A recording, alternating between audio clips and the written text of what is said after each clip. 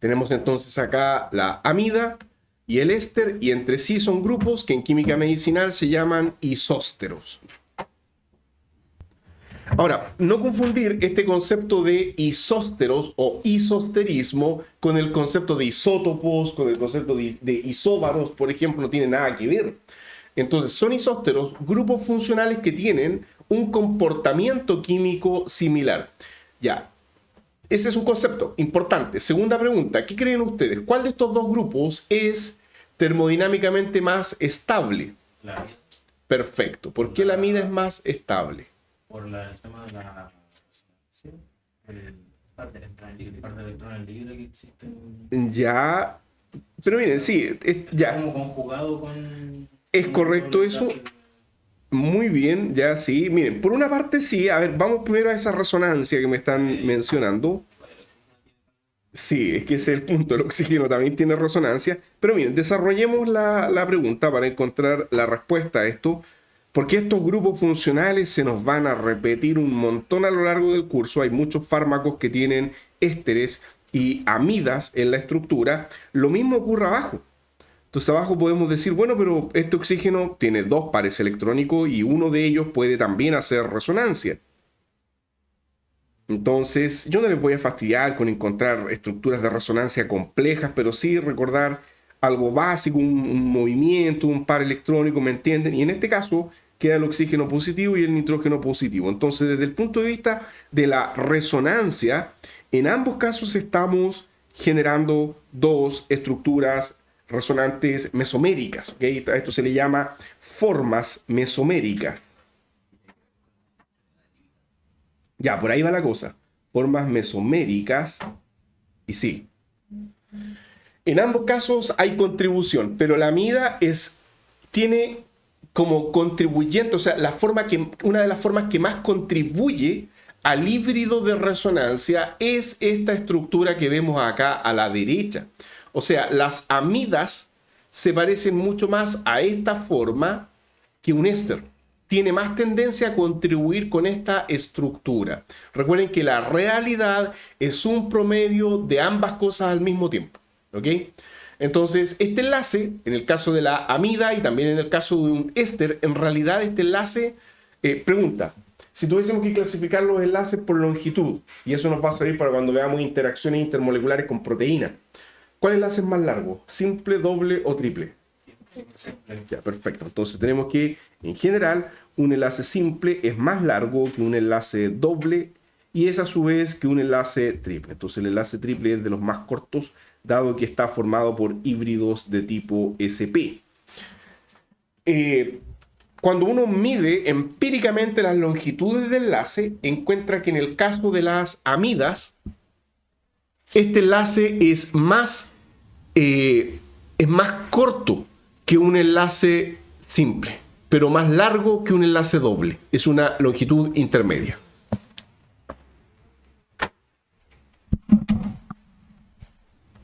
Y ahora la pregunta es, si los dos tienen resonancia, ¿por qué en este caso en particular vamos a decir que esta forma es mucho más contribuyente que en el caso de un éster?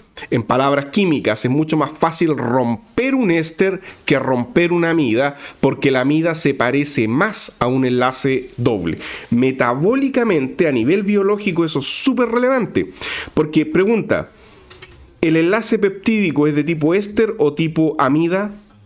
Perfecto, ¿no es cierto? Y eso garantiza la estabilidad de las proteínas a través del tiempo, que no se van a degradar fácilmente. Entonces, la energía de este enlace es muy superior a la energía del éster. Bueno, la diferencia es, y ¿no es cierto? Andoni estuvo diciendo aquí hay una diferencia en la carga, claro que sí. El átomo que soporta mejor una carga positiva es el átomo menos electronegativo. La electronegatividad del nitrógeno es 3.0, la electronegatividad del oxígeno es 3.5. Entonces, como norma general, el átomo menos electronegativo, en este caso el nitrógeno, soporta mejor una carga positiva. Y por eso esta resonancia es más fuerte. Porque obviamente algo más electronegativo quiere estar, valga la redundancia, negativo, ¿okay? Y no positivo. Así que eso sería una explicación. Lo otro que aprovecho de explicar aquí mismo, como estos grupos se nos van a repetir bastante, tiene que ver con que no olviden que dos cosas. Uno, en el caso de las amidas, nunca se va a protonar este nitrógeno a pH 7. Esto es relevante cuando hagamos algún docking en algún taller, en un par de sesiones más. Es tremendamente relevante que el estado de ionización a pH 7 ustedes lo conozcan. Y no puede uno confiar en una simulación, en un software. Uno siempre tiene que revisarlo humanamente porque los programas se equivocan en este punto. Y claro, porque cuando hay muchos nitrógenos, los pKa son específicos. Y las amidas, ¿por qué no se protonan? Porque el par electrónico está 100% deslocalizado por resonancia y tiene un diferencial de carga positivo arriba de él. ¿Ya? Ya, lo otro tiene que ver con la disposición de la amida. La amida tiene lo que se llama una disposición transoide. A ver, esto viene de el hecho de que en las amidas siempre tenemos que hay 6 átomos coplanares, que serían el oxígeno, el carbono, el otro átomo que está acá como parte del R, el nitrógeno, el protón y el otro átomo que forma ya ese otro R' y el resto. Entonces, en las amidas siempre ustedes van a tener un total de 6 átomos coplanares. Y la disposición es de tipo transoide. ¿Entre quién? La disposición es transoide entre este hidrógeno que está aquí abajo y el oxígeno. Y ahí me faltó colocarle... Nadie me dijo nada, pero entiendo que lo visualizaron. Faltaba la carga negativa, ¿no es cierto? Porque hay una resonancia, así que ya esto es neutro. Entonces, esta disposición siempre es así en las amidas. Ustedes van a decir, ¿y para qué todo este fastidio? Bueno, cuando veamos, por ejemplo, algo que se llama puente de halógeno, cuando tengamos un fármaco dentro de una proteína, ocurre muchas veces que el halógeno se acerca al oxígeno más que al nitrógeno. Y ahí viene a la mente todo este tema de la resonancia, y es que él tiene una mayor densidad de carga y por tanto puede hacer mejor la interacción, una interacción bien especial que vamos a explicar un poquito más adelante. Bien, entonces, eso respecto de estos dos grupos funcionales de relevancia, y ahí en la tabla dice que más o menos, dice, una amida disuelve alrededor de 3 átomos, ¿ok? De 2 a 3 átomos. Ahora, aquí hay varios rangos. Si ustedes me preguntan a mí, como esta es una tabla con valores, ¿no es cierto?, promedios, la aproximación funciona mejor cuando uno toma los valores más chicos, ¿ok? Cuando uno tiende a tomar los valores más pequeños, por ejemplo, en el caso del alcohol, en el caso de la amida, la aproximación anda mucho mejor. Ya, y respecto a los grupos que no disuelven mucho, o sea, los grupos que son polares, pero aportan poca solubilidad, dice acá 2 carbonos, tengo que hacer alguna mención particular por lo menos de uno de ellos. Entonces, el último grupo son grupos polares, al igual que el resto, pero no aportan mucha solubilidad. Sin embargo, dentro de todos estos grupos funcionales que se mencionan acá, hay uno que rara vez está en un fármaco. ¿Cuál? Entonces ahí tienen la lista para que ustedes... Muy bien, entonces lo vamos a marcar. ¿Ya? Y ahora la pregunta es ¿por qué? ¿Por qué no hay fármacos con aldehídos? Hay algunos pocos casos, ya, por ejemplo, la hormona aldosterona, de hecho debe su nombre aldo, de que tiene un aldehído, pero ese aldehído está en un equilibrio, se cicla y forma una estructura de tipo hemiacetal. Y también hay algunos, en la industria de los alimentos, se ocupan algunos aldehídos no tan tóxicos como saborizantes, aromatizantes, porque tanto los aldehídos como los ésteres, ¿dónde estaban los ésteres? Acá arriba, tienden a generar aromas agradables, ¿ya? Bueno, ¿por qué el aldehído rara vez forma parte de la estructura de un fármaco? Exacto. Ya, o sea, técnicamente es muy electrofílico. Entonces vamos a mostrar acá lo siguiente. Y vamos a hacer dos reacciones. Miren, a ver, primero, el grupo funcional aldehído es un grupo funcional que se evita en química medicinal.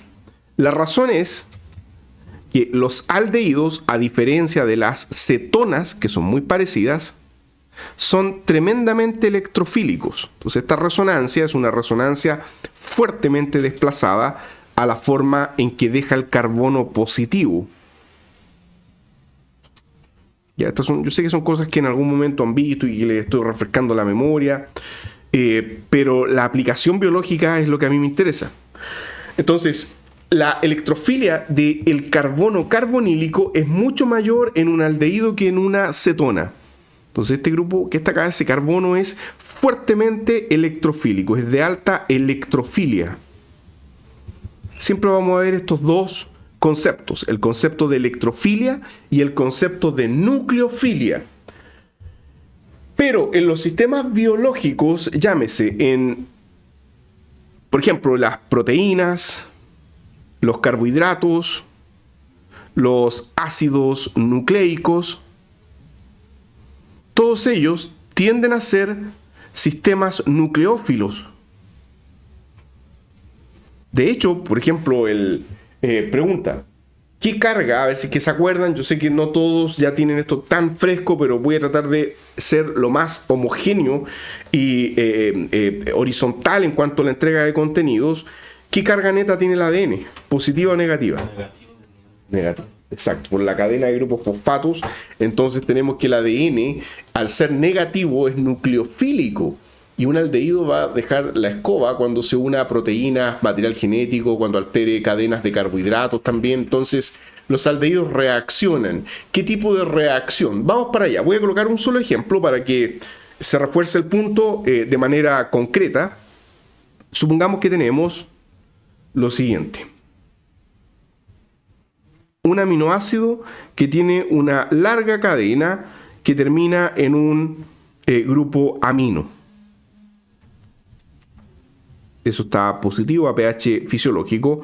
Este aminoácido podría ser el aminoácido lisina. Código de una letra, ¿cuál es? No es la L. No es la L. La L es leucina. Leucina. Bien. Este es medio raro, no tiene correlación con nada. Es K. Okay. Verdad.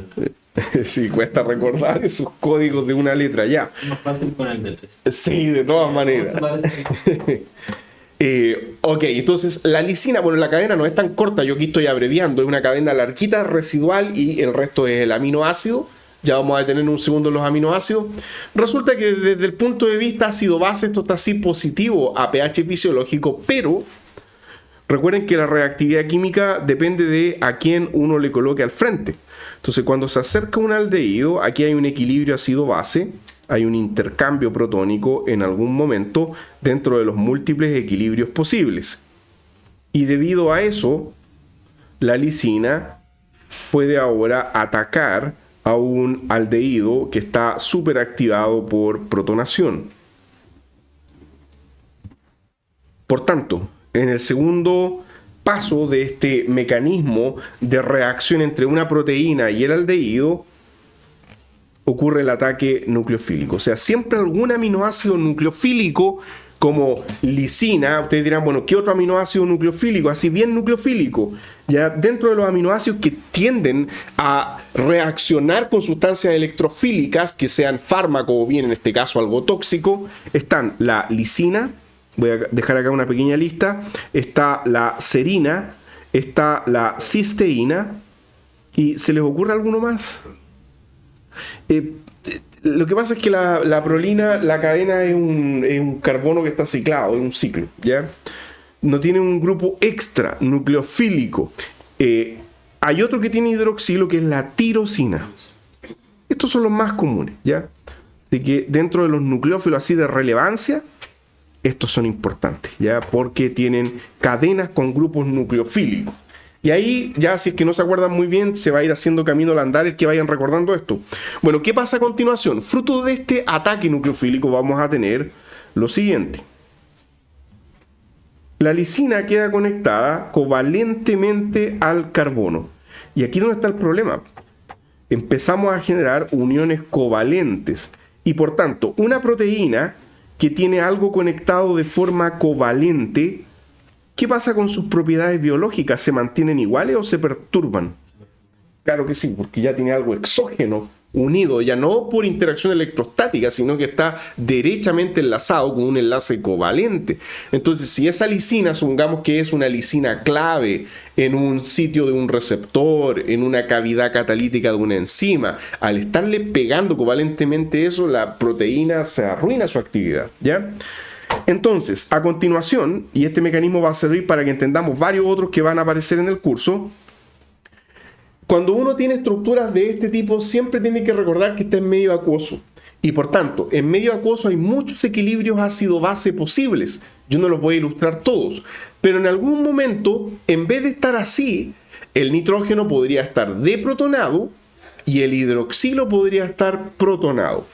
Entonces, dentro de los múltiples equilibrios ácido-base que hay, los equilibrios de transferencia protónica son muy comunes. Transferencia protónica. Bien, y vamos a tener entonces R, NH, y aquí se nos formó una molécula de agua intramolecular. Y tenemos nuestro R y tenemos nuestro protón. Entonces, insisto, ya hay muchos equilibrios posibles, pero este sí que nos va a llevar a la formación del producto covalentemente enlazado, que ya les voy a decir cómo se llama. Y ahora, ¿qué es lo que puede ocurrir? Siempre que uno tenga una molécula de agua intramolecular, es un muy buen grupo saliente de la estructura porque es estable. Entonces, esa molécula de agua puede salir y sale con carga neutra. Entonces, hay dos razones por las cuales sacar agua de una molécula es favorable. Lo voy a dejar anotado acá a la derecha. El agua, entonces, el agua es un excelente, ¿ok? Es un buen grupo saliente. Buen grupo saliente. ¿Okay? Una de las primeras razones por las cuales es buen grupo saliente, porque es un grupo que al salir queda con carga neutra. Carga final, 0. La segunda razón es termodinámica y tiene que ver con cuando el agua sale, aumenta la entropía del medio. Aumenta la entropía del medio. Entropía se abrevia como una letra S, no confundir con azufre, ¿ya? Así que por eso preferí escribirlo. Aumenta la entropía, que ya sabemos que de manera muy general, no es lo mismo, pero de manera muy general se asocia al grado de desorden de las moléculas en el medio. Así que es bueno que una molécula de agua salga. Y la molécula de agua va a salir de esta manera. El par electrónico de no enlace del nitrógeno lo expulsa por formación de un enlace doble. Bueno, esto ya es irreversible aquí para un puro lado. Y nos queda así. Y aquí se nos formó otro grupo funcional que tienen que conocer. Ya, esto está con un protón ahí, tiene carga positiva este nitrógeno, ¿no es cierto? Expulsó, entonces queda positivo y nos queda acá un R protón. Y la molécula de agua que fue expulsada. Ya, pregunta, ¿cuál es el nombre de este grupo funcional? A ver, cuidado, el nitro, que también lo vamos a ver, nos va a aparecer también bastante. El nitro es con NO2, con dos oxígenos, ¿ya? Esto es un nitrógeno que parece amina, pero tiene enlace doble. Cuando eso pasa, ese grupo es una imina.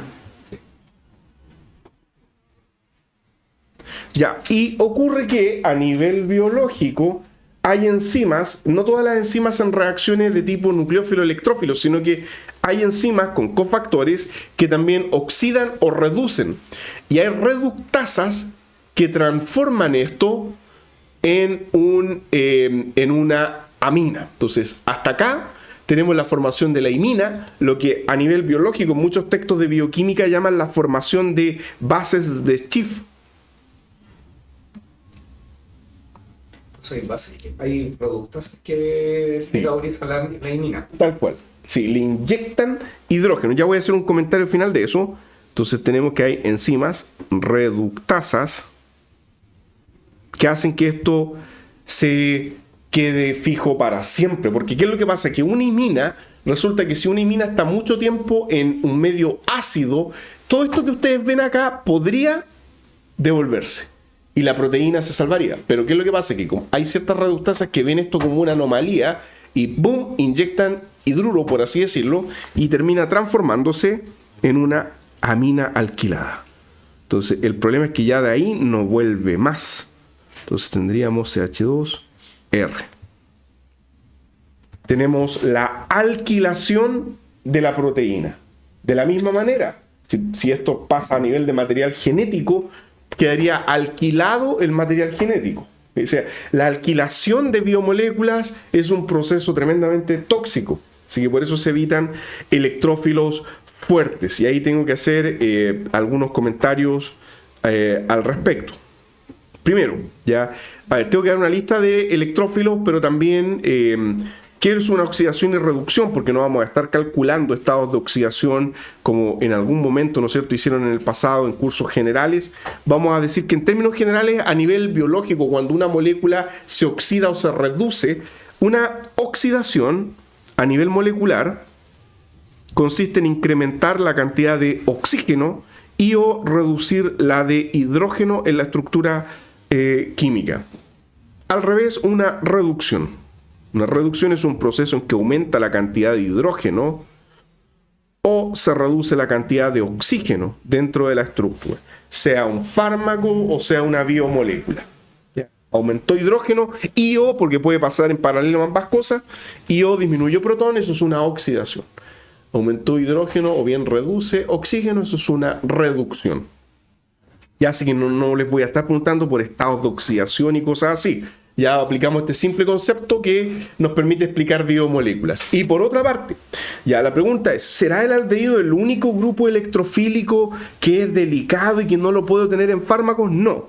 Vamos a dar aquí una pequeña lista de electrófilos fuertes que uno los evita al diseñar biomoléculas. Entonces al final, en esa prueba global que ustedes van a dar, van a tener que seleccionar algunas cosas y los electrófilos fuertes deben ser evitados como los siguientes. Bueno, ya vimos que el aldehído, que se abrevia así, CHO, hay que evitarlo. Segundo, derivados de carbonilo altamente reactivos, como por ejemplo haluros de ácido. Uno muy común, un cloruro de ácido. También en esa posición donde está el cloro, es común que haya también un bromo. ¿Bien? Pregunta, ¿hay un yodo? Conectar un yodo, porque ¿qué es lo que pasa? Que este enlace carbono carbonílico halógeno es súper débil. Ya esto es fácil de romper por un nucleófilo que ataca acá. Parecido a lo que le pasó al aldehído, un nucleófilo puede atacar este carbono y queda acetilada la proteína. Un yodo es difícil de colocar acá, pues muy grande y el enlace covalente se vuelve muy inestable. ¿Ok? Ya, entonces tercer electrófilo. Pregunta, ¿se les ocurre algún otro? ¿Recuerdan alguno del pasado? ¿Algún otro electrófilo aparte de estos dos?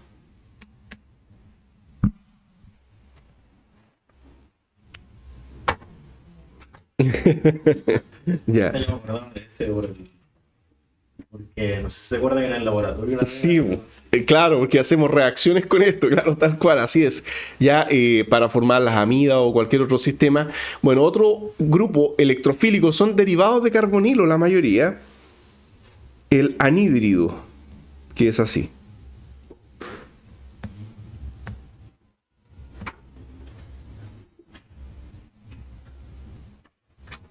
¿Por qué? Porque en el anhídrido una de las mitades se comporta como si fuera un halógeno. O sea, por ejemplo, arbitrariamente tomo ahí la mitad derecha. Eso es como si todo ese fragmento fuera un buen grupo saliente de la estructura, en este caso particular, un halógeno. Así que también los anhídridos son muy inestables, altamente reactivos y pueden acetilar proteínas.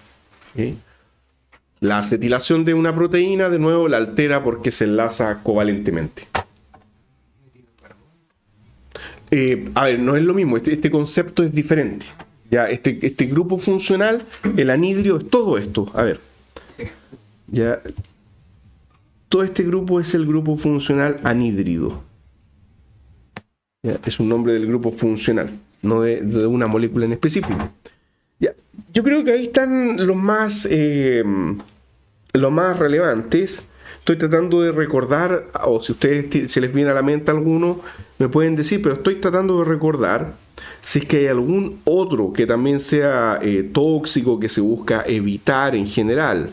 ¿Mm? Ahora, hay otros grupos que son estables, pero que se ocupan igual porque debido a esa toxicidad sirven, por ejemplo, como antitumorales, son citotóxicos, ¿ok? Pero yo creo que estos tres son los más relevantes de todos los grupos. Después, cuando aparezca otro más adelante, les podría mencionar, ¿ya? Entonces, son... Esos que son citotóxicos por un tema químico igual son selectivos. No, ahí está el problema, ¿Está claro. el problema? Sí, ese es el problema, no son muy selectivos. Por ejemplo, otro grupo electrófilo fuerte, pero no por alquilación, lo voy a escribir hasta en otro color para que después no se confunda cuando estén estudiando, es el grupo nitro. El grupo nitro no es que alquile o acetile una proteína, el grupo nitro dentro de las células genera radicales libres. Claro. Entonces, cuando la célula en las mitocondrias comienza a metabolizar al grupo nitro para hacerlo más soluble, porque todo el metabolismo apunta a eso. Cuando hay una molécula rara, exógena, el metabolismo trata de tomar a la molécula para hacerlo más soluble y para que pueda ser excretado. Entonces, cuando eso ocurre, se generan en medio radicales libres. ¿Okay? Entonces, el grupo nitro debe su toxicidad a eso. Y por eso que el grupo nitro se ocupa en el diseño de fármacos para matar bacterias, ¿ok? Dentro de una familia que se llaman los nitroimidazoles, sirven para matar bacterias debido a esa toxicidad, pero eso implica que también producen daño en las células sanas. Como la misma estrategia que tienen las células también que fagocitan bacterias. Claro, tal cual. Sí. Positivo. Así es, ahí es controlado el proceso, ¿no es cierto? Y Controlado dentro de una vesícula. tal cual, y claro, y degradarlo por oxidación, muy bien. Y hablando de bacterias, hace poco el colega en la mañana me comentaba allá arriba de que en Argentina ha muerto mucha gente por una bacteria. Yo no he visto las noticias, de hecho no la vi. ¿Carne? Parece que era, no, por una... ¿qué es lo que era? Un fentanilo, creo. Personas que les inyectaban fentanilo, que es un analgésico fuerte, un narcótico. Y el problema es que los viales estaban contaminados con una bacteria resistente. Y dicen que han muerto cerca de 100 personas, imagínense. Entonces, drástico el tema, ¿ya? Bien, serían estos 4 grupos funcionales, yo creo que vale la pena haberlos mencionado. Volvamos al apunte, con eso ya terminamos. ¿Algunos que generen radicales libres? Aparte del nitro. Sí. Aparte del nitro, sí, es que hay varios más y son más complejos. Por ejemplo, a ver, lo dejamos aquí al margen, pero este grupo se ocupa, ¿ok? Que es todo este pedazo de molécula, así, con esta forma. Claro, esto es una quinona. También. Pero resulta que todo este fragmento orgánico, porque aquí ya tenemos carbonos, se ocupan en la formulación de otros fármacos, en estructuras más complejas. Así que tiene utilidad práctica, a pesar de que él per se es medio tóxico. Las quinonas se estudian para cáncer, se estudian para la malaria, así que debido precisamente a esa toxicidad que tienen de generar estrés oxidativo.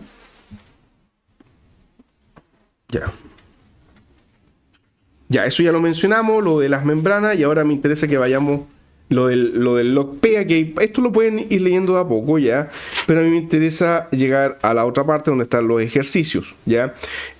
Como vamos a tener que ver también esto, ya que tiene que ver con la ecuación de Henderson, eso lo vamos a explicar, les voy a refrescar la memoria en un ratito más, ya todavía no. Me interesa que vayamos todavía a los grupos funcionales, ya. Entonces, a ver, veamos. Ya, dice, ¿cuál de los dos presenta mayor solubilidad? Primero, en el compuesto que está acá a la derecha, ya, este patrón estructural que tenemos acá, a ver, esto está, no tiene un dibujo ahí muy armónico que digamos, miren, si es que lo dibujamos de una manera más profesional, quedaría así.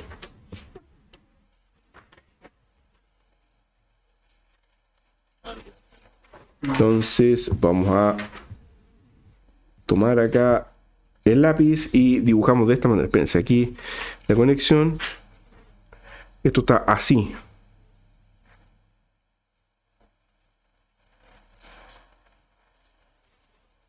¿Ya? Entonces, ¿cuántos carbonos quirales tiene este sistema?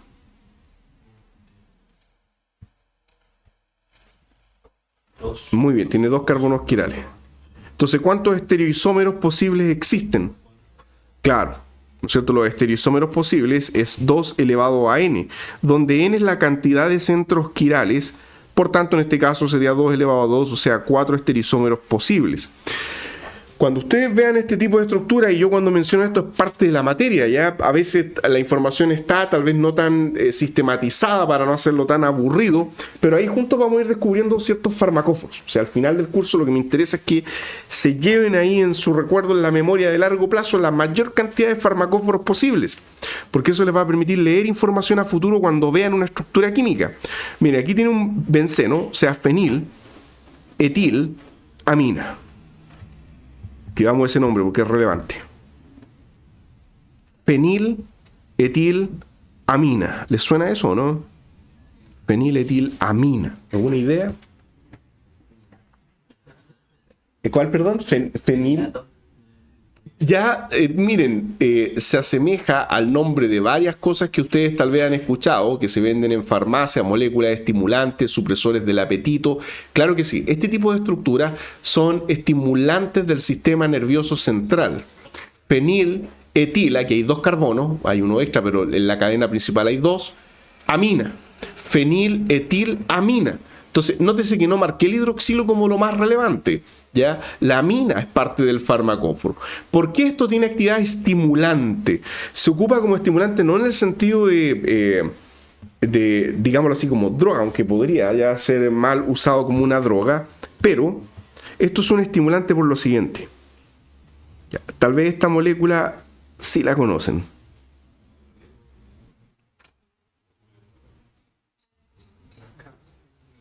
Y aquí me falta esto y esto de acá.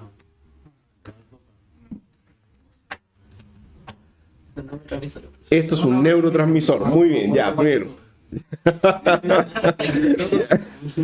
Excelente, ya es un neurotransmisor. Bueno, no, pero por ahí va la cosa. Miren, esto que está acá con el metil libre es la norepinefrina o noradrenalina, es lo mismo.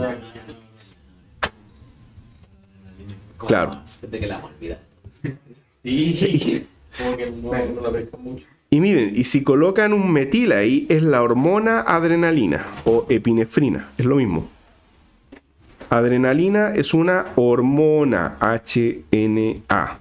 Noradrenalina es un neurotransmisor, ya, NT. Noradrenalina es sin el metil, adrenalina es con el metil. Entonces, solo un metil de diferencia. ¿Okay? Solo un metil de diferencia, propiedades biológicas parecidas porque las moléculas son muy similares entre sí. Entonces, pregunta a nivel conceptual, biológico, ¿cuál es la diferencia entre decir neurotransmisor y decir hormona? Una se libera en la sangre y la otra en el espacio sin alcance. Muy bien, perfecto, excelente, ¿no es cierto? Esta es de corto alcance, un neurotransmisor ocurre en la liberación en la sinapsis, muy bien, ahí actúa para comunicar neuronas. La otra es liberada al plasma sanguíneo y tiene un efecto en varios órganos a distancia, viajando por el torrente sanguíneo. Muy bien.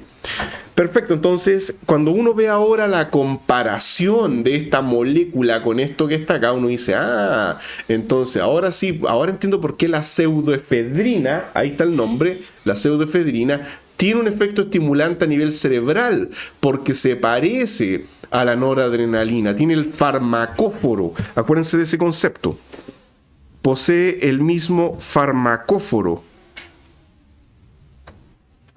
Ya, ¿y dónde han visto ustedes la pseudoefedrina?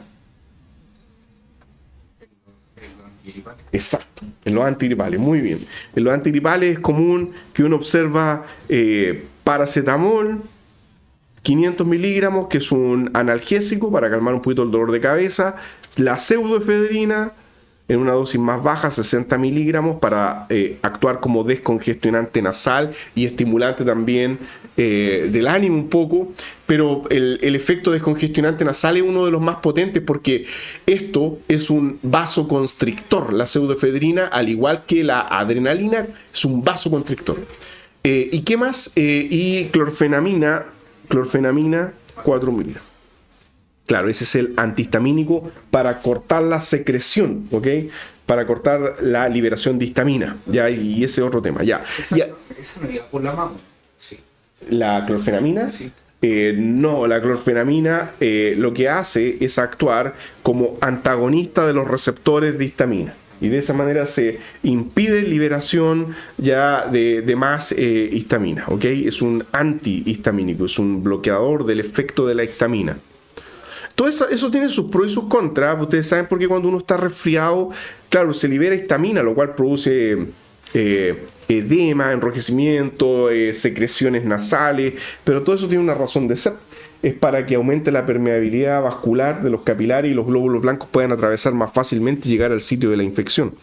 Ya pregunta, ¿cuál de los dos, por instinto, en base a todo lo que hemos visto, es más soluble? Por ahí está la pregunta, ¿cuál va a tener mayor solubilidad en agua? O sea, claro, sí, exactamente, muy bien, claro. De hecho, podríamos calcular, porque habíamos dicho que por parte baja 3 átomos, ¿no es cierto? Entonces, por ejemplo, acá tengo 1, 2, 3, 12 átomos. Y tenemos que esto tiene 6, 7, 8. Así que sí, por eso es soluble en agua. Para que sea una hormona tiene que ser soluble en agua. Y este otro también. Pues entonces, aquí tenemos 6, 7, 8, 9. Aquí no alcanza, ¿no es cierto? No alcanza porque serían 6 átomos. ¿Ya? Y si está protonado el nitrógeno en forma de sal, aumenta en 1. Así que no tiene solubilidad completa en agua. ¿Ok?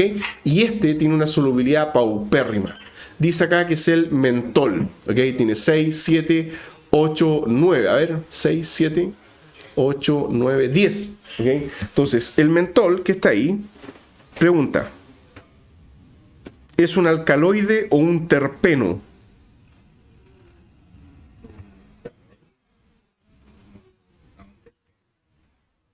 Debería tener un grupo ¿no? O sea, ¿Cómo? un grupo amino. Un grupo amino para ser alcaloide, claro. Y como no lo tiene, es un terpeno.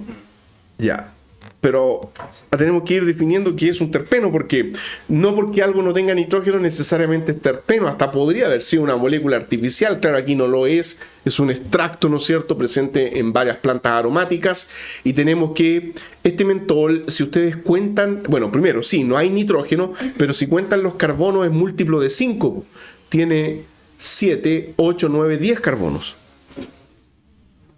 Cuando algo es múltiplo de 5, sospechamos que es un terpeno porque proviene del metabolismo del isopreno, que es el núcleo estructural más sencillo a partir del cual se pueden sintetizar terpenos. ¿Okay? Y el isopreno tiene la siguiente estructura química. 1, 2, 3, 4, 5. Ahí está. Tiene 5 átomos de carbono. ¿Okay? Entonces, cualquier molécula que provenga del metabolismo del isopreno va a tener un múltiplo de 5 átomos de carbono, y eso, técnicamente hablando, es un terpeno, o sea, es un metabolito secundario, pero no tiene nitrógeno en la estructura.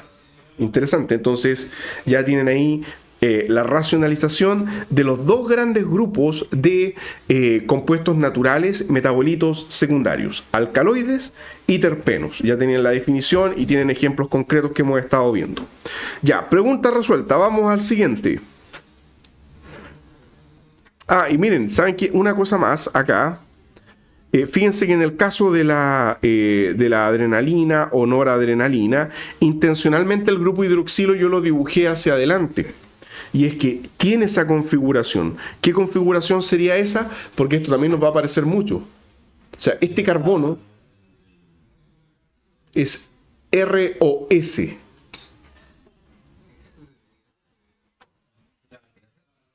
Muy bien. 1, 2. Claro, exacto, y después viene acá hacia acá carbonos nomás, o en las lejanías, este ya está muy lejos. Ya, entonces, recuerden, las reglas ZIP se llamaban de asignación. Este es un carbono de configuración R. ¿Ya? ¿Qué pasa si fuera S? Creo que es selectivo el El metabolismo humano es enantioméricamente selectivo. Siempre se crean las moléculas con centros quirales definidos de manera absoluta. Si esto fuera S, la bioactividad se pierde o baja considerablemente. Ya, vamos, no, ahí mismo me falta, vamos al segundo problema.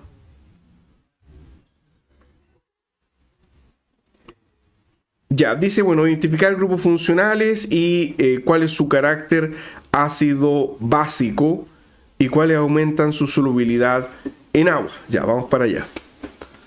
A ver, primero, desde el punto de vista de los grupos funcionales, tenemos que en el primer fármaco llamado timolol, que es un agente beta bloqueador, miren lo que pasa acá. Esto es un beta bloqueador.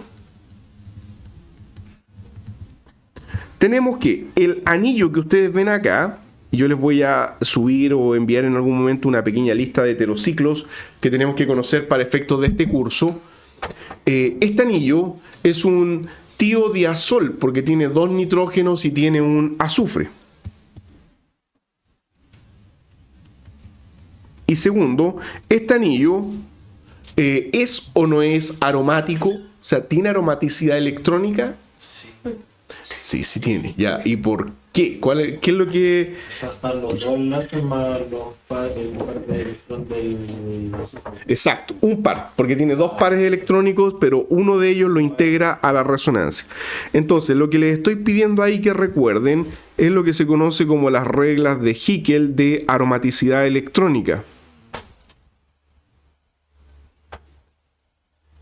Para que un compuesto posea aromaticidad, que es un tipo de conjugación de orbitales y por tanto es un tipo de estabilidad molecular, los anillos aromáticos son súper estables, se tiene que cumplir uno, que obviamente el compuesto sea cíclico. 2, el compuesto debe ser plano. Ahora ustedes dirán, ¿y cómo sabemos si ese anillo es plano? Como norma general, los anillos que tienen más de 8 átomos en la estructura no son planos. ¿Ya? O sea, si ustedes encuentran un monociclo de 8 o más, se tuercen en el espacio. Pero hasta 8, hasta 7 ya aguantan. 8 ya la probabilidad de que se deforme es altísima. Por eso menos de 8 son planos. Cuando son monociclos. ¿Usted puede tener varios pegados? Sí, puedo tener varios pegados y son planos. ¿Ok? Pero ahí estamos hablando de un ciclo. ¿Ya? Y tercera característica, debe tener ¿cuántos electrones conjugados? 2, o había una fórmula para eso. Había una fórmula, ¿sí? ¿Y cuál era esa fórmula? Ya, ok. Vamos para allá. Había una pequeña fórmula. Ya. Sí, voy a achicar un poquito el trazo. Ahí sí. Ya, esto es importante. Deben tener 4 N más 2 electrones conjugados con N e igual entero, incluyendo el 0, 0, 1, 2, etc. N debe ser un entero. La cantidad de electrones conjugados debe cumplir con ese requisito matemático, y si eso se cumple, todos los electrones de tipo de nube P están enlazados entre sí. Entonces tenemos que acá, en este anillo, si ustedes cuentan, tendríamos 2 acá, 2 acá, y participa solo un par electrónico del azufre. Entonces, ahí sí. Participa solo un par electrónico del azufre. Tenemos, por tanto, 6 electrones. 2, 4, 6. 6. ¿Cumple con el 4N más 2? Sí. Sí, ¿no es cierto? Porque N... Exacto. Entonces, sí cumple, es un anillo aromático. ¿Ya? Solamente el azufre incorpora un par. Entonces, es un anillo aromático. Y si es aromático, es plano. Y si es aromático, ese anillo, pregunta, ¿es similar al benceno en propiedades electrónicas? Va a tener cierto parecido, porque el benceno es aromático también. Ya, entonces ahora ustedes dicen, benceno, recién lo vimos arriba, miren. Síganme acá porque quiero que vayan entrando y lean la estructura. ¿Qué tenemos ahora? Esto sería aril oxi, porque hay un oxígeno metido entre medio. Aril oxi, y ahora tenemos más carbonos, sí. Propanol, porque aquí hay 3 carbonos. Amina. Entonces ustedes dicen, se parece a lo que vimos arriba. ¿No es cierto? Que era feniletilamina. Era un poquito más corto. Este es un poquito más largo. Es aril oxi, propanolamina. Pero se parece, ¿no es cierto? Entonces, Miren la conclusión. Cuando uno tiene esta estructura así, y aquí introduzco este nuevo concepto, ya esto es, ¿no es cierto?, feniletilamina, aquí está la molécula natural, feniletilamina. Cuando tenemos este tipo de patrón, este tipo de moléculas son agonistas adrenérgicos.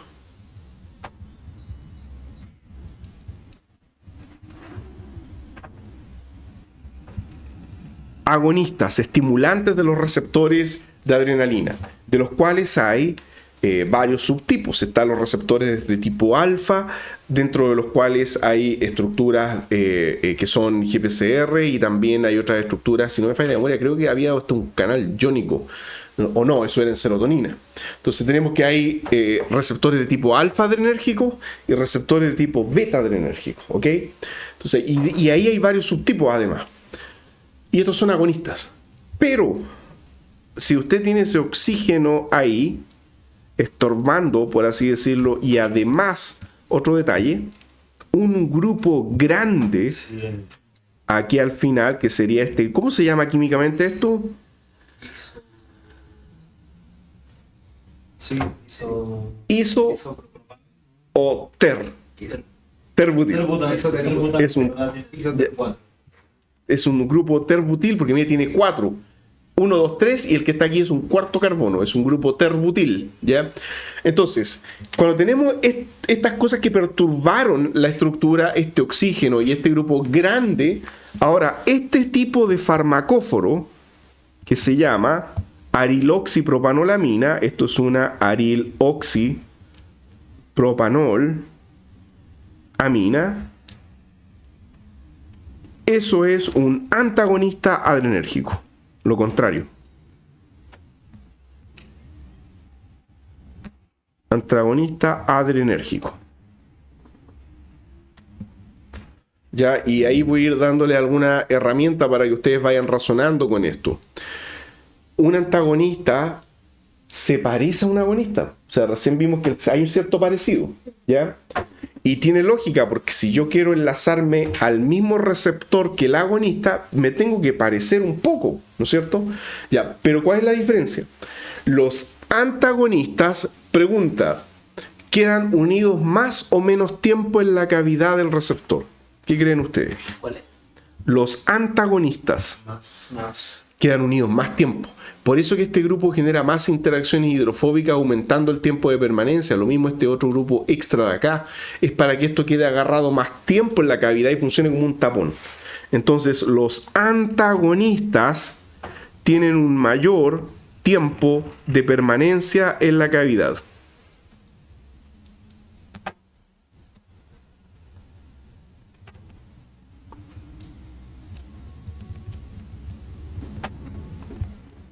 Los antagonistas entonces poseen un mayor tiempo de permanencia en la cavidad. Profe, igual, Sí. no siempre ocupan el mismo sitio. No, claro, a veces también hay antagonismo alostérico, hay moduladores alostéricos negativos, ya, así que también vamos a dar ejemplos concretos de eso, así que sí, gracias. Uno de los papers del TRPCC. Exacto, y ahí mismo no ocupan, No es distinto. claro, son distintos, así es, muy bien. Ya, entonces, miren, vamos a hacer lo siguiente, a ver, voy a insertar una página. Pero lo que me llamó la atención sí es que la estructura del... Porque el agonista es AM0883 y el otro es... el antagonista es AM1473. Ya. Pero la estructura igual era más o menos similar. O sea, como Y las cavidades son diferentes, ¿no es Claro, cierto? las cavidades son diferentes. Claro, sí, se puede darse, ¿ya? Ahora, cuando uno ve estructuras similares, recuerden que a veces la geometría tridimensional no necesariamente es la misma, ¿ya? Bien, moverme a la página, ahí está. Ya, miren, tenemos estos tres conceptos también que aprovecho de definir ahora. El concepto de agonista, el concepto de antagonista y el concepto de agonista inverso. Que lo podría definir tanto de forma farmacológica, cuando uno estudia lo que se llama curvas de dosis y respuesta, pero como todavía no llegamos ahí, este no es un curso de farmacología, entonces vamos a definirlo de la siguiente forma. Todos los receptores, hasta donde se sabe, tienen cierta actividad constitutiva. Entonces, si es que uno dibuja, por ejemplo, acá un receptor cualquiera, ya, yo tengo un receptor y este receptor va a tener cierta actividad constitutiva. O sea, cuando digo actividad constitutiva me refiero a que el receptor, en ausencia de ligando, hay señalización. Eso se llama la actividad constitutiva del receptor.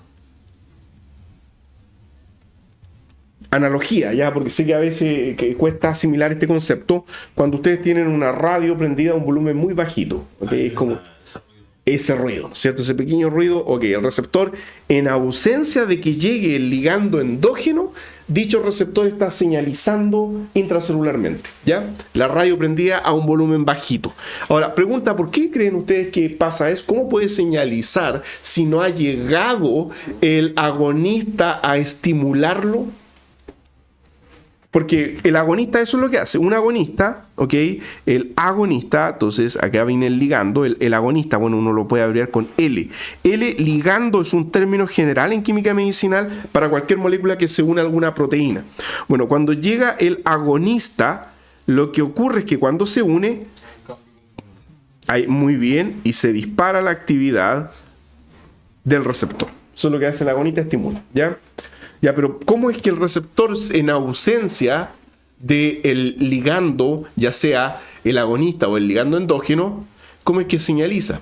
Bueno, tenemos que recordar que esto no está en el vacío, esto está anclado, por ejemplo, en una membrana, ¿ya? Y pregunta, ¿la membrana celular es un sistema rígido o un sistema fluido?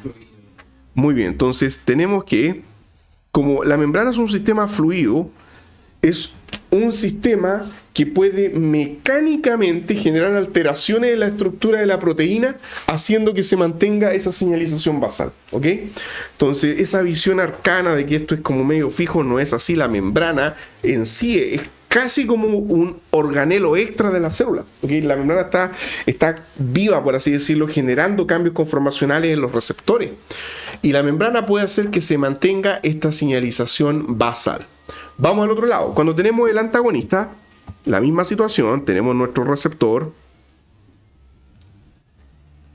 y nuestro receptor tiene la actividad constitutiva, y lo que hace el antagonista es unirse y quedar unido por un gran tiempo. O sea, tenemos que es una unión de elevado tiempo de permanencia. Tiende a ser así. Ya no es una ley absoluta, pero tiende a ser así, que los antagonistas tienen muchas interacciones intermoleculares con la proteína. Se agarran fuerte. Ya vamos a ver todas las interacciones intermoleculares, algunas bien interesantes. Y, por ejemplo, el puente hidrógeno es de las más comunes, ¿no es cierto? Forma mucho puente hidrógeno, por así decirlo, ¿ya? Pero cuando el antagonista se une y bloquea, no se bloquea la actividad constitutiva. Entonces, no hay bloqueo de la actividad constitutiva del receptor. ¿Ok? La actividad, la AC, actividad constitutiva, permanece. ¿Está lloviendo? Ya había pronosticado yo hoy día. Yo no, tampoco no vine muy preparado. Más encima, siempre vengo con chalica, todo ahora vine con pura poli. Estos días está con mucho calor acá. Claro, justo ahora. Uno rara vez también ve el clima, justo ahora también no ve el clima, nada, uno llega y sale. Bien. Y finalmente, ya el último caso, el de los agonistas inversos, es cuando llega el ligando, se une entonces acá a la cavidad y suprime la actividad constitutiva. Entonces suprime la actividad constitutiva. Entonces pregunta, ¿el agonista inverso está actuando como agonista o como antagonista?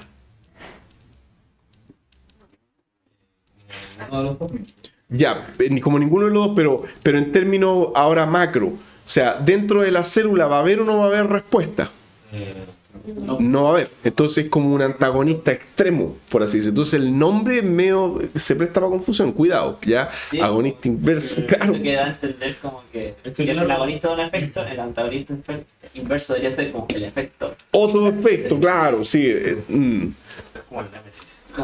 Exacto. Por ejemplo, aumentar el nivel de no sé qué, el otro lo reduce. Por ejemplo. Claro, podría, ¿no es cierto?, que como si el receptor tuviera varias salidas, por así decirlo. Bueno, en este caso en particular, lo que hace es suprimir la actividad constitutiva del receptor. En todos estos casos, lo que estamos explicando es un comportamiento de ligando que se une a la proteína, en particular que se une de manera estándar a lo que se llama la cavidad ortostérica del receptor, para diferenciarla de la cavidad alostérica. Eso es otra cosa, ¿ya? Entonces tenemos que los ligandos se unen a la cavidad ortostérica y tenemos estas tres posibilidades. Pregunta: un ligando endógeno como la adrenalina que estábamos viendo recién, o la serotonina que ustedes me mencionaron, o cualquier molécula biológica que se les venga a la mente que tenemos en el cuerpo, hormona o neurotransmisor, ¿qué son biológicamente? ¿Son agonistas, antagonistas? ¿Pueden ser de ambos?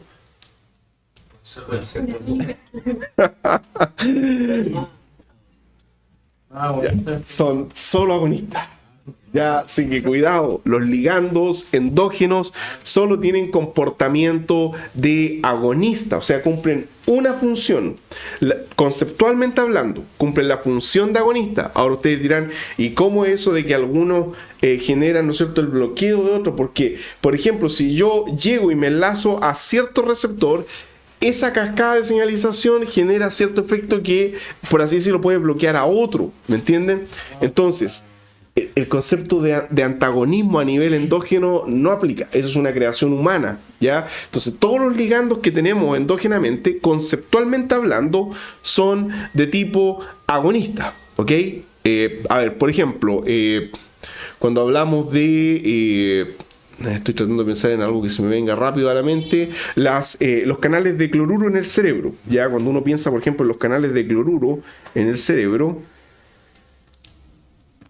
cuando llega el neurotransmisor GABA a un canal de cloruro, cuando llega el neurotransmisor GABA, aquí adentro se enlaza el neurotransmisor GABA, el canal de cloruro se abre, ¿ok? Y entonces, si el canal se abre, va a entrar a la célula, va a entrar más cloruro. O sea, la célula se vuelve más negativa adentro y más positiva afuera, ¿no es cierto? Hiperpolariza, exactamente, genera una hiperpolarización. Y pregunta, ¿y una hiperpolarización hace de que la señalización sea más fluida o se frena? Se frena. Entonces ahí tenemos el efecto. Ya el efecto, biológicamente el efecto final es opuesto a lo que uno piensa que un agonista es como estimular y cosas así. No, pues no necesariamente. ¿Ok? Entonces el ligando endógeno hace que entre más cloruro. Por tanto, conceptualmente hablando, ¿qué sería un antagonista de GABA? Sería algo que bloquea esto. Y por tanto no va a entrar cloruro. Y por tanto, ¿qué va a pasar? Vamos a tener excitación neuronal. ¿Ok? De hecho, eso es lo que se hace con las personas que se drogan o que incluso a veces intentan suicidarse con diazepam y todas estas moléculas, con las benzodiazepinas. El diazepam y todas las otras benzodiazepinas hacen esto. Lo mismo que el GABA. Hacen que entre cloruro a la célula y por eso da sueño. ¿Ya? La persona se duerme y se drogan con esto o se tratan de suicidar, y lo que se les da en el hospital, lo que se les inyecta es un antagonista GABAérgico para que no entre más cloruro y ahí despiertan. ¿Ok? Entonces, bien, habiendo explicado esos conceptos, lo último que nos queda conceptualmente para volver al apunte, ya aquí ustedes han visto que hemos entregado los conceptos de una manera un poco distinta a cómo se hace en una cátedra convencional de pregrado, por ejemplo. Miren, aprovechando que tenemos esto de sitio ortostérico, también existen sitios alostéricos. Los sitios alostéricos no son el sitio ortostérico, pero ellos modulan indirectamente al receptor. Modulan indirectamente al receptor. Entonces podemos tener voy a hacerlo ahora de manera un poco más gráfica. Supongamos que este es el sitio ortostérico del receptor, pero nuestro receptor también tiene un sitio alostérico. Entonces, primero, ya este es nuestro receptor. vamos a decir que, entonces, si ese es el sitio ortostérico, el cuadrado, el ligando endógeno es aquella molécula que tiene afinidad por este sitio. Entonces acá está el L, donde L es el ligando endógeno.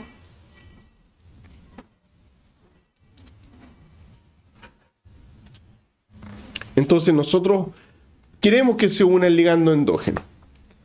Pero lo que vamos a hacer acá es diseñar una molécula diferente. Vamos a diseñar una molécula alostérica que no compite con el ligando. Ligando alostérico. El ligando alostérico no compite con el ligando ortostérico, se enlaza en otra cavidad, pero genera una modulación indirecta y pueden haber tres posibles resultados. Podría suceder de que el ligando alostérico potencia la actividad del ligando endógeno ortostérico.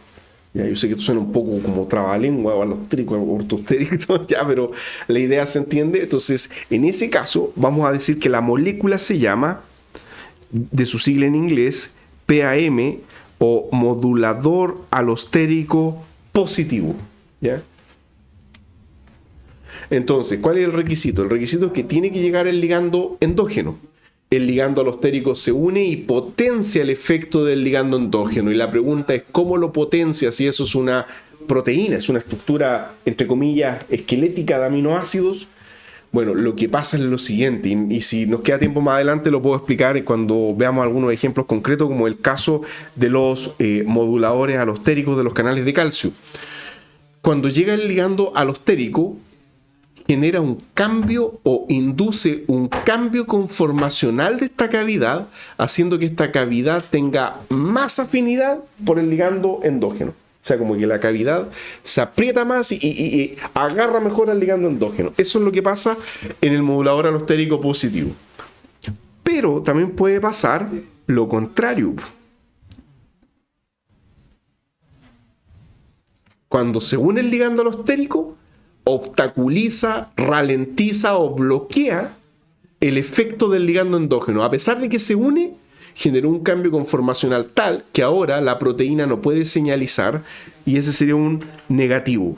Modulador alostérico negativo. Ahí de su sigla en inglés, NAM. Modulador alostérico negativo. Ahí van dos alternativas. ¿Ya? Ustedes dirán, ¿y eso sirve para el diseño de fármaco en química medicinal? Se está empleando un montón hoy día, se está buscando un montón, porque resulta que es menos invasivo que crear una molécula que actúe en el sitio ortostérico. O sea, genera un efecto más fisiológico, como más suave, por así decirlo. Así que hoy día es un tremendo campo de exploración. Y hay otra razón más, ¿ya? Entonces, la primera razón es que no es tan invasivo, y la segunda razón es que los receptores de membrana más comunes y que más se emplean para el diseño de fármaco son los que se conocen como receptores acoplados a proteína G o GPCRs. ¿Cuántos GPCR existen? Un montón, ya dicen que hay más de 400 y ni siquiera han encontrado para qué sirven muchos de ellos. Hay muchos que le llaman huérfanos, que no se tiene idea y están ahí, no se sabe bien para qué sirven. Entonces, ahí hay otro campo de investigación en el cual se puede hacer mucho el día de mañana. No, yo creo que siempre hay posibilidad de que se descubra algo nuevo. Siempre hay posibilidad de que se descubra algo nuevo. Hay uno que... bueno, por ejemplo, hay uno que es el GPR55, que se dice que es un tercer receptor de cannabinoides, le llaman. Por tanto, podría servir para el tratamiento de adicciones, podría servir para cáncer, podría servir como neuromodulador en algunas epilepsias, etc. ¿Cuál más? Hay otro, sin querer ser autorreferente, que estamos estudiando con otros colegas en Santiago, que se llama GPR61. Y ese tiene varias aplicaciones, por ejemplo, en cáncer. Entonces hay mucho ya que se puede hacer con receptores huérfanos, donde cuando digo huérfanos significa que no se sabe cuál es el ligando endógeno ni todavía no se entiende muy bien cuál es su principal función. a veces se descubre primero la función antes que el ligando, ¿ya? Porque muchas veces los ligandos son como lípidos de membrana, moléculas que salen de ahí mismo que son difíciles de detectar, ¿ya? Por ejemplo, ¿qué famosos receptores tienen lípidos de membrana que los estimulan? El canal de calcio, hay uno, el el TRPC6 y también los cannabinoides, ¿ya? Ya, pues, bueno, aquí nos desviamos un poco. ¿Y cuál es la tercera alternativa? Se les viene a la mente, hay una tercera opción. Exacto. Así es simple, o sea, el efecto neutro. Como ya no puedo ocupar la N otra vez, simplemente voy a decir modulador alostérico neutro y voy a escribir acá neutro. O sea, no hace nada. Solamente mantiene el receptor con la respuesta propia que va a generar el ligando endógeno. Entonces, ustedes dirán, ¿y eso de qué sirve? Hay veces que, si bien el efecto es neutro, sin eso no ocurre el como tipo prostético. Podría ser, no se me viene ningún ejemplo a la mente, pero muy buena observación. Como si fuese un cofactor necesario para la actividad, pero no lo propio. Insisto, podría ser, pero ahí habría que buscarlo. Habría que buscar algún ejemplo concreto, pero muy buena observación, Cristian, ¿ya? Tal vez, ¿no es cierto? Un efecto de alguna vitamina. Y ¿saben lo otro? Ya que ¿para qué podría servir esto? Selenio. ¿El selenio? Sí. Como cofactor en enzimas que son antioxidantes. Claro, sí, insisto, todo eso podría ser, tendría que buscar bien ahí el funcionamiento, si es mediado, ¿no es cierto?, por un sitio alostérico para dicho elemento, porque no tiene que unirse acá, tiene que ser una cavidad diferente. Ahora, a veces estas cavidades están cercanas, eso es cierto, ya a veces como que un poquito más adentro se une el otro elemento o cofactor, por así decirlo. Y miren, lo otro que les iba a mencionar es que a veces, en el caso, imagínense una persona que se intoxicó con un modulador alostérico positivo. Ahí nos convendría competir con un modulador alostérico neutro. Nada más que para evitar de que haya sobreestimulación.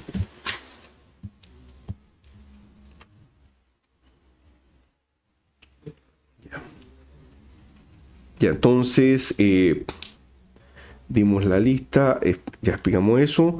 Ya, pregunta, a ver aquí. Y aquí me estoy adelantando porque todavía no hemos hecho cálculos matemáticos de grado de ionización, que también lo necesitamos hacer, pero me adelanto un poco a los contenidos. Viendo la estructura, que hay varios átomos de nitrógeno, y los nitrógenos son bases por excelencia, pero no todos son protonables. ¿Cuál nitrógeno es el nitrógeno básico de la estructura? Ustedes dirán, ¿y para qué esto? Porque cuando hagan un docking necesitan saber cuál va a tener carga positiva, porque las interacciones con la proteína dependen de eso. Así que no da lo mismo a cuál le colocan el más y el protón extra. ¿Cuál se protona? El que está fuera del anillo armónico. ¿Cuál? ¿Este de acá? A ver, primero, este anillo que está acá se llama... ¿Cómo se llama? Este anillo se llama morfolina. No, el que está en la cola. Exacto. Sí. No, está bien. Ya, este no es protonable porque... Está conjugado con el anillo aromático. Exacto, porque está en resonancia con el anillo aromático, fuertemente deslocalizado. Y bueno, esta no es una clase de química de heterociclos, pero estos sistemas así se llaman sistemas pi deficientes y son tremendamente electroatractores. O sea, un nitrógeno Sp2 dentro de un anillo actúa como un carbonilo, le quita electrones con mucha fuerza. ¿Okay? Entonces este sistema pi deficiente electroatrae con mucha fuerza, esa morfolina no se va a protonar. El que se protona es este de acá. ¿Okay? Entonces ese nitrógeno sí que va a tener carga positiva a pH 7. Y por tanto, cuando hagan el docking de esto, van a tener que colocarle ahí el protón y carga positiva, o revisar, porque a veces yo he visto, nos ha pasado en tesis, que hemos visto a veces docking, que está todo bien, pero no protonó ahí. Entonces todo el trabajo se viene al suelo, aunque toda la discusión haya estado bien, etc. Pero si no puso el protón ahí con el más, todas las conclusiones están equivocadas, ¿ya? Además Así que los programas a veces, por mucho que uno fije el pH, dan igual lo... también genera error, genera como que se confunde, o no sé qué pasa ahí con los algoritmos que no lo protonan. Y lo hemos visto también incluso en paper, hemos visto docking de moléculas neutras en algunos artículos científicos, ¿ya? Así que eso no puede ser. Ya, perfecto. Vamos al último para alcanzar a terminar antes de ir cerrando el bloque. Ya, este se llama latanoprost, es un fármaco ocupado para el tratamiento del glaucoma, igual que el anterior, pero este es por un... ¿Qué creen ustedes? A ver, miren.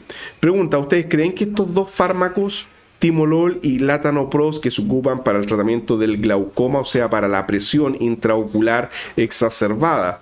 ¿Cuál es el problema con eso? Que mucha presión intraocular hace que la retina se dañe y la persona puede terminar ciega. Así que no es solamente una cuestión de presión, el problema es que es una enfermedad silenciosa. Miren, ¿qué es lo que pasa acá? A ver, voy a mover esto un poquito ahí.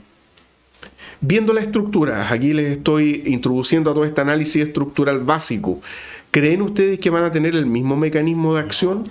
No, no es cierto, porque este acá no tiene ariloxipropanolamina. Ya vimos recién el farmacóforo, ariloxipropanolamina. Ni siquiera hay amina acá. Ya, así que es otro mecanismo, tal cual.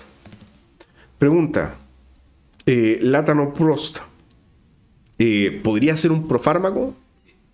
Bueno, teóricamente uno dice hay un éster, ya, pero resulta que así como está, actúa. Entonces, no necesariamente porque hay un éster significa que es profármaco. Ya, pero ahora le hago la pregunta de otra manera. ¿Cuál va a ser el punto de degradación metabólica más fácil? Tal cual. Sí. Depende de la pregunta. Exacto. ¿Y qué se va a formar ahí cuando se rompa eso? No voy a dibujar la molécula entera, solo este pedacito.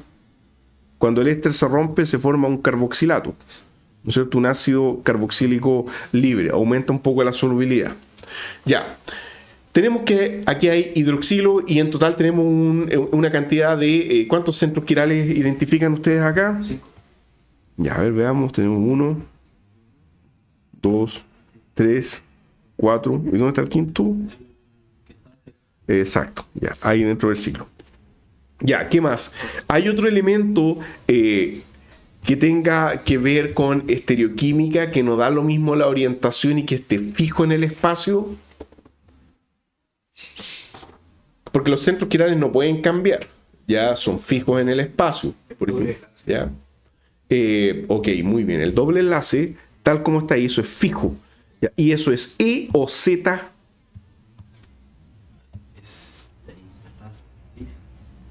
Ya, pero ya, es cis porque las cadenas de mayor peso atómico están para el mismo lado. A eso se le llama alqueno Z. ¿Ya? Entonces un alqueno de configuración Z, no E. Ok, todas esas cosas son relevantes porque si tuviéramos el E, capaz que no tiene actividad o tenga menos. Lo mismo, si alteramos los centros quirales, perdemos actividad o tiene menos. No necesariamente la pierden un 100%. Así que el mecanismo de acción va a ser diferente. Pregunta, ¿cómo ven ustedes la solubilidad en agua de este compuesto? Baja.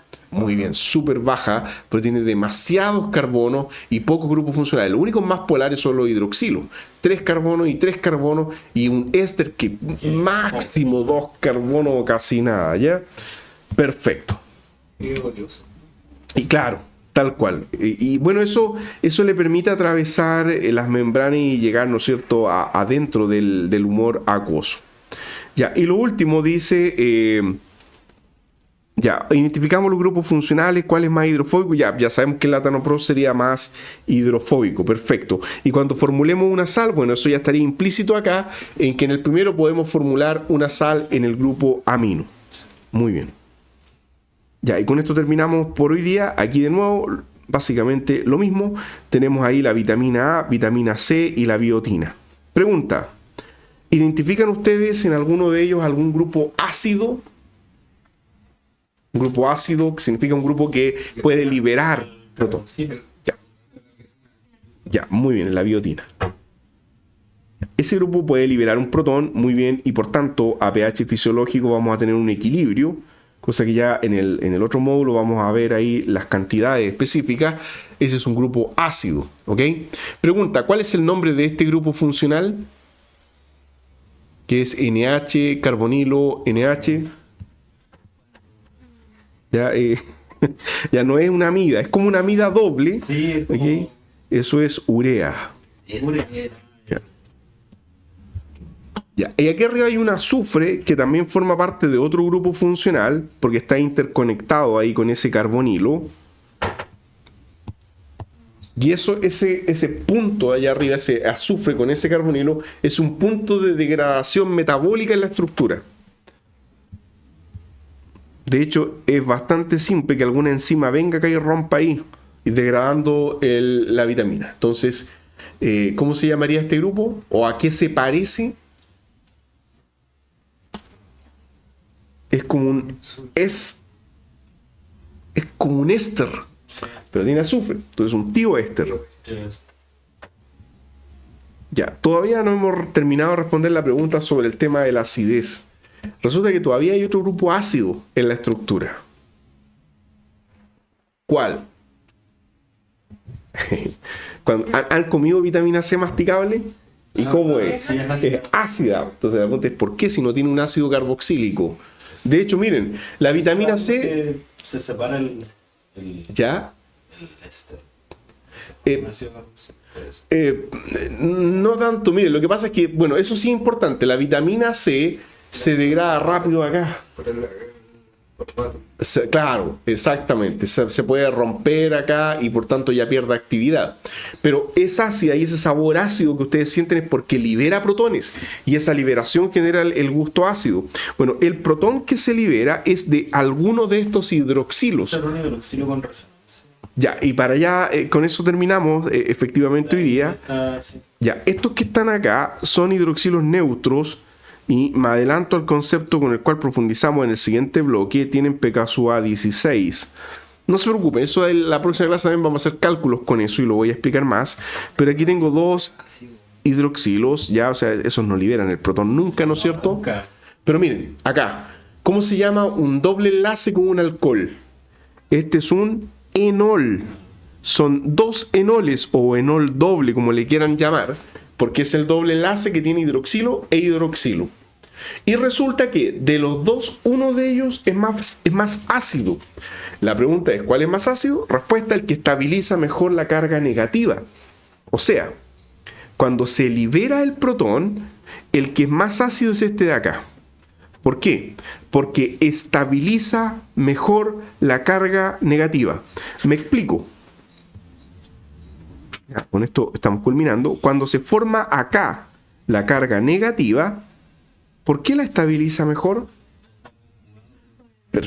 Claro, tal cual, por el doble enlace, por la conjugación, porque tiene...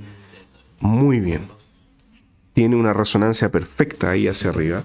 Y eso explica por qué ese es el hidroxilo ácido y el sabor ácido que ustedes sienten es por la liberación de ese protón. Más estable. Tal cual. A mayor conjugación, o sea, mayor resonancia, mayor estabilidad del anión.